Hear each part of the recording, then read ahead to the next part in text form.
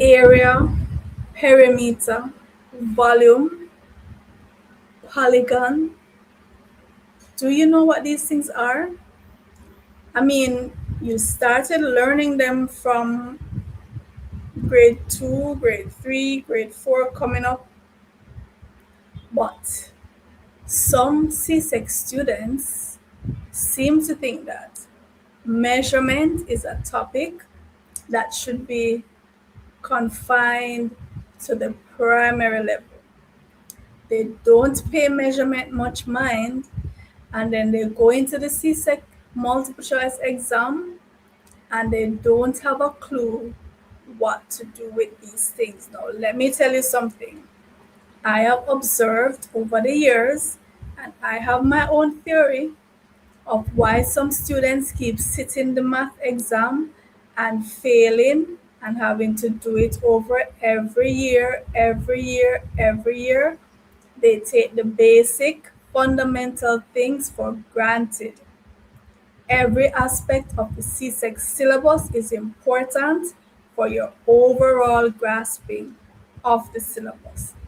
So let me take you through some tips for the measurement section of the paper one so that you can master the entire paper and get your straight A profile. Let's deal with the really, really basic stuff. Once you're having to do with measurement, you know the metric conversion that's going to come into play. We use the metric system of we basically, it's a decimal system, so it's a system of tens. Okay, you have to be able to convert, especially in the kilometer, meter, centimeter. Those are the three most common ones. So 1,000 meters make a kilometer, 100 centimeters make a meter. Use the prefixes to help you. Kilo, 1,000, centi, 100. Okay, so remember those. So if you're converting 1 centimeter to millimeter, that's 10 millimeters, because 10 millimeters make 1 centimeter. 1 kilogram is 1,000 grams. 1 liter is 1,000 milliliters.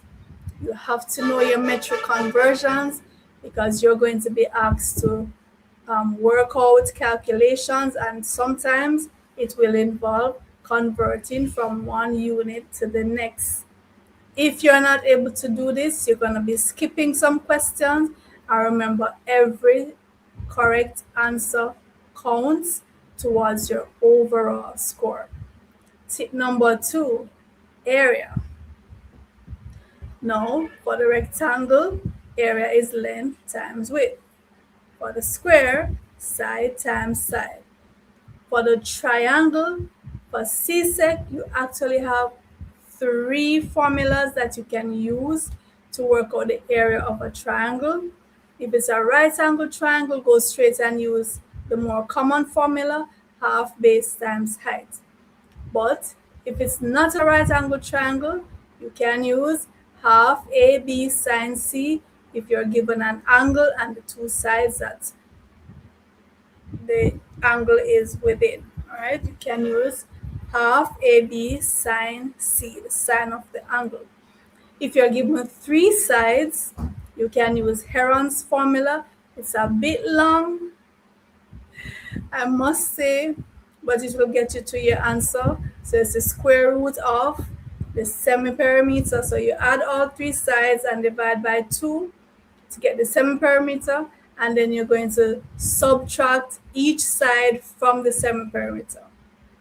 And you're going to multiply the semi-perimeter by the difference, the 3 differences that you got, and then find the square root of all of that. It's kind of tedious, but if all else fails and you have a triangle with 3 sides and you need to find the area, that's the one you've got to use. Okay, so don't be scared. For the circle, pi r square is how you find the area, and for the trapezium, it's half a plus b in brackets. So a plus b, that's the 2 parallel sides of the trapezium.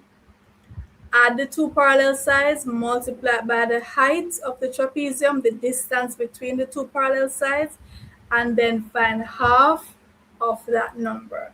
That's the area of the trapezium. Tip number 3 for perimeter. Remember, perimeter is the distance around the outer edge of the shape. The circle has a special name for its perimeter, and we call that the circumference. The formula is 2 pi r. 2 times pi times the radius, or the diameter times pi. The perimeter for the other shapes, pretty much you can just add for the polygons, add the lengths around it.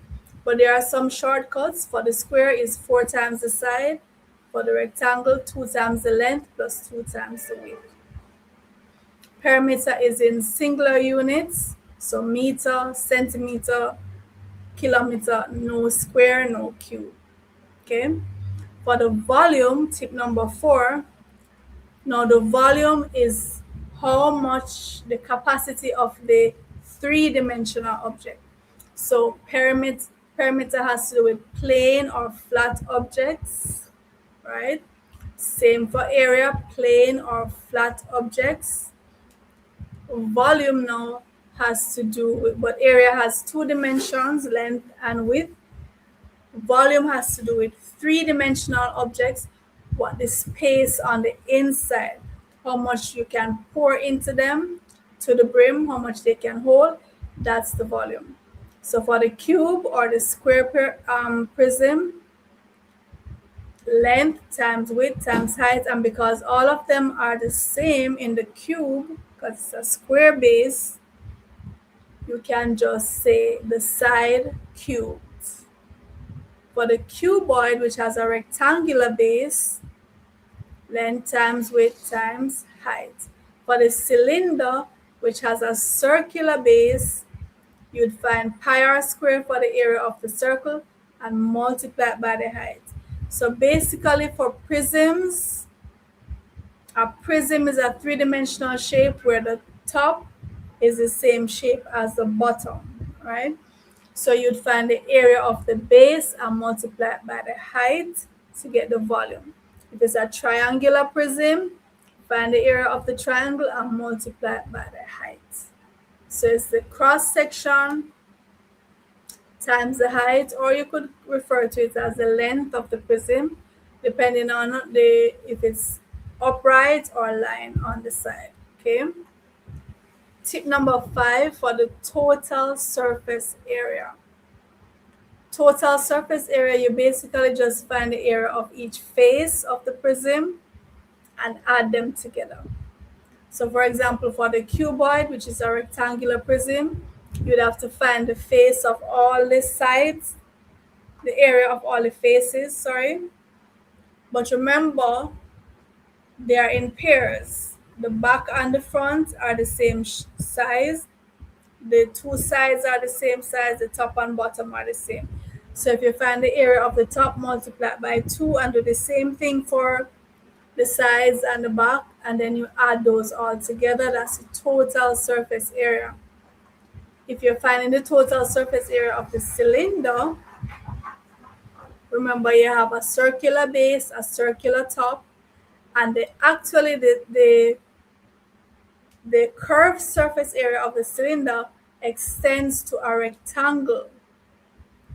So it's really the length of that rectangle corresponds with the circumference of the circle.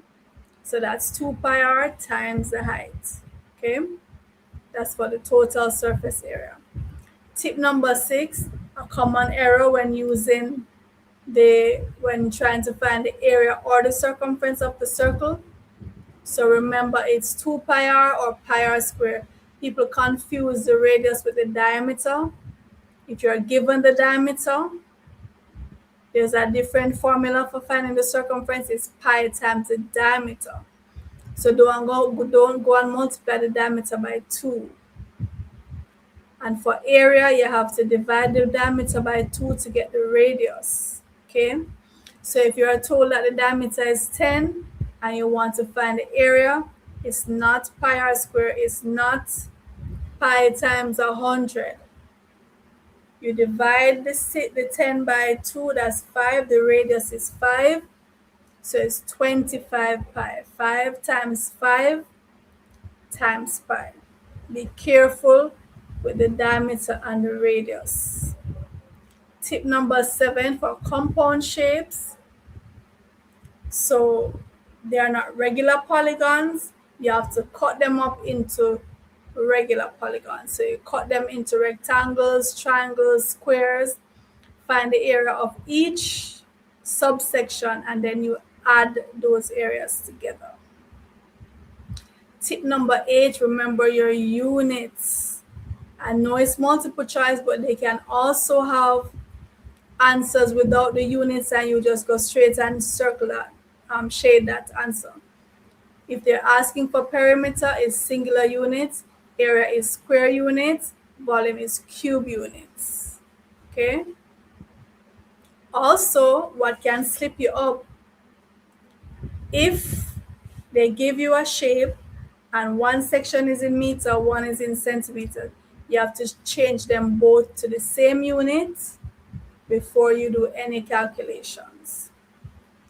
Tip number 9 has to do with scale factor.